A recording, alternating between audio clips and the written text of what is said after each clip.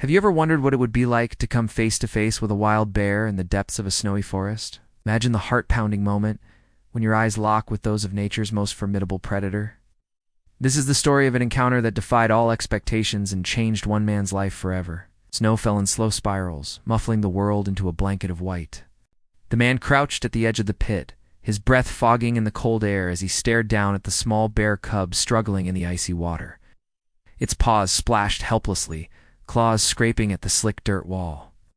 The cub whined a high, trembling sound that tugged at something deep in his chest. Across from him stood the mother bear. Massive, powerful, her thick coat dark against the snow, she towered on the edge of the pit. Her amber eyes never left him. The man knew she could end his life in a heartbeat. One strike of those claws, one lunge, and he would be gone. Yet she didn't move. She didn't roar. She simply watched, her heavy breaths pluming in the cold, her whole body vibrating with tension. And in that stillness he understood she was asking.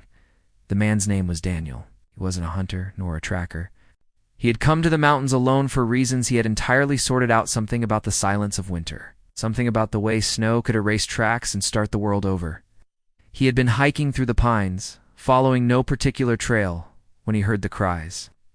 At first, he thought it was a bird, but the cries deepened, turning to desperate wails. He followed the sound and found the pit, a crude excavation filled halfway with frigid meltwater. Perhaps dug by loggers seasons ago and abandoned, and inside this cub, he hadn't even noticed the mother until she stepped out of the trees, massive paws crunching the snow. His heart stopped then. Every instinct screamed at him to run, but something in her posture froze him in place. She wasn't charging, she wasn't snarling, and she was desperate. Daniel knelt, the icy mud soaking through the knees of his pants. He leaned closer, extending his arm, but the cub was too far down. His tiny claws slashed at the vertical wall, leaving only shallow scratches. He looked back at the mother. "I can't reach him like this," he muttered, though he knew she couldn't understand. Or maybe she could on some level beyond words. His backpack contained a coil of rope, more out of habit than expectation. His father had taught him never to hike without it. He pulled it free, fingers stiff in the cold, and tied a makeshift loop. He lowered it toward the cub, speaking softly, almost nonsense words. "Come on, little one. Grab hold, just a bit closer." The cub flailed, its paw slipping through the loop before sliding free. It tried again, teeth snapping in frustration. Daniel's arms burned as he held the rope steady, knuckles raw against the fibers. At last, one paw caught, then another. The cub dangled there, sputtering, as Daniel braced his weight and pulled. Mud caked his gloves, and the rope cut into his palms as he hauled the small body upward. The cub squirmed, water streaming from its fur, claws thrashing dangerously close to his arms. He ignored the pain.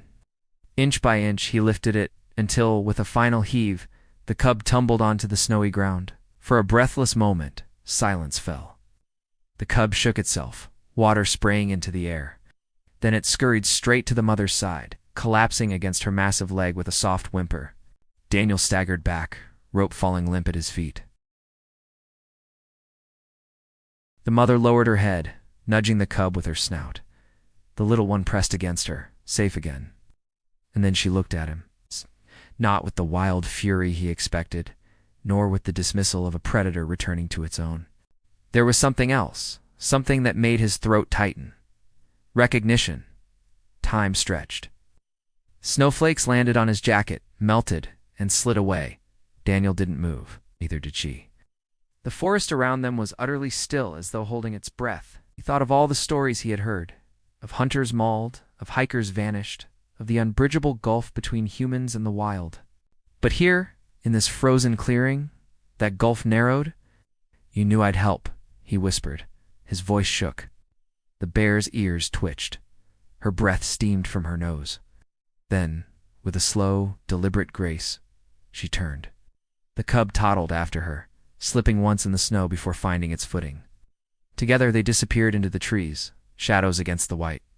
Daniel remained kneeling at the edge of the pit, rope tangled in the snow, heart hammering.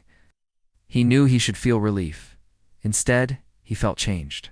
At night, in the small cabin he had rented at the base of the mountain, Daniel sat by the fire, staring at his raw, bruised hands.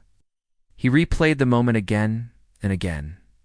The mother's eyes on his, the silent plea, the unspoken understanding.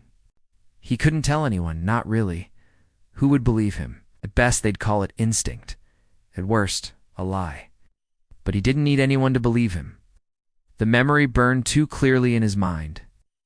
In that moment, surrounded by snow and silence, he had become part of something older than language, older than fear. A pact forged not in words but in trust. Daniel stayed in the mountains longer than he had planned. He hiked the ridges, traced the frozen streams, and listened for sounds beyond the human world. Sometimes at dusk he thought he saw movement among the trees, a shadow too large to be deer, too deliberate to be accident. Once he found fresh tracks near his cabin. He never saw the bears directly again. But he didn't need to. He carried them with him, a reminder that even in the vast silence of winter, he was not alone. Months later, when the snow had melted and spring had turned the mountains green, Daniel returned home. Friends asked about his trip, expecting stories of landscapes and solitude. He gave them what they wanted, descriptions of frosted pines, of stars over frozen lakes, but he kept the truth for himself. At night, when the city grew too loud, he closed his eyes and saw amber eyes meeting his across the pit. He heard the cub's frantic cry. He felt the rope burning his palms.